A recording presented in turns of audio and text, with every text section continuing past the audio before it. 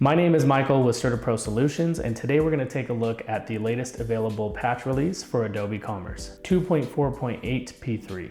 Now, every time Adobe puts out a new update, we get these nice release notes, which breaks all of the details down, but let's be honest, sometimes it's just hard to understand. So let's take a look at what this release contains and what it means for you, the store owner. Now, version 2.4.8 P3 was released on October 14th, 2025. This is the latest available patch release for 2.4.8. This release provides some fixes, particularly around some vulnerabilities found in the latest release. Now, if we take a quick look over the summary of the release notes, we can see there's a fix for CVE 2025-54236 to resolve a REST API vulnerability. With that comes an update to the parameters for the REST API compliance. We have a fix for the ACP2E 3874, which is an issue related to order details. A fix for AC15446, issue related to email messaging. A migration from TinyMCE to hugerte.org.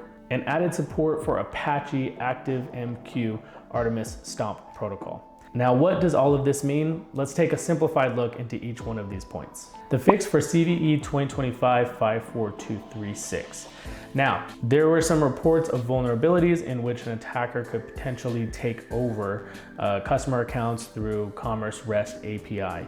Adobe didn't report any real-life cases of this vulnerability being exploited. However, they released a hot fix to patch the vulnerability in September of 2025. Adobe Commerce store owners would have had the opportunity to apply this patch to resolve this vulnerability. But if you're up to date on 2.4.8 P3, this fix is built in, so no further action is required. So jumping over to the next point, with this comes the REST API constructor parameter validation. There's an update to the security compliance requirements, and this is really just meant for developers. So developers that are taking advantage of the Adobe Commerce REST API for third-party extensions or integrations, they need to stay up to date with these requirements in order to stay compliant with their development. So for you, the store owner or web managers, all you really need to do is make sure that all of your modules you're using are updated to the latest available versions. The developers of your extensions should be updating their modules according to these requirements. And once they make those new versions available, you should bring yours up to date. Next, we have the fix for ACP2E 3874. There was also a reported issue with order details in which the incorrect values were showing up for the row total attributes. 2.4.8 P3 resolves this issue. Next, we have a fix for AC15446. This resolves the bugs for the Magento framework for email communications. It was introduced with version 2.4.8 P2, where the call for the body text was not completed correctly. This is patched in the latest version available. Next, we have the migration from TinyMCE to hugerte.org. What does this mean? You may be familiar with the Magento page builder in your content pages or blocks, which gives you a easy to use, WYSIWYG editor for managing your content. A WYSIWYG editor stands for what you see is what you get, which means simply the way you're editing it on the screen in the back end is how it should display on the front end.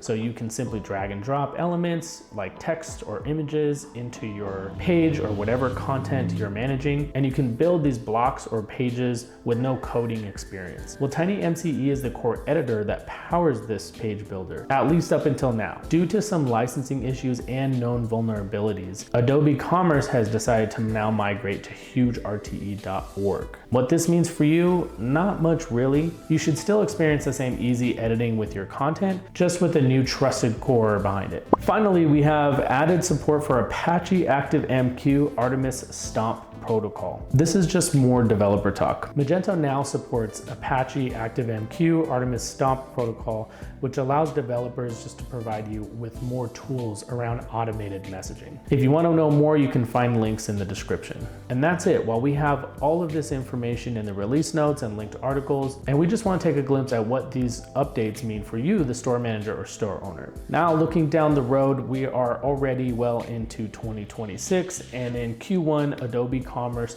we'll continue to work on the beta release for 2.4.9, the next major release. The official launch for 2.4.9 is scheduled for May 12th of 2026, and it's actually not until this date that you'll see the next patch for 2.4.8. So in the meantime, be sure to keep an eye out for any security patches that are released from Adobe Commerce, because getting those installed in a timely fashion is the best way to make sure that you're keeping your site secure and free from vulnerabilities. Now, if you need help upgrading your Adobe Commerce store, we can help. CertaPro Solutions is a premier Adobe Commerce web development partner. As a silver Adobe technology partner, we bring decades of experience for web development for B2B and B2C stores in custom design, functionality, and even ERP integrations. So if you'd like to learn more, drop a comment or you can find us at certapro.com.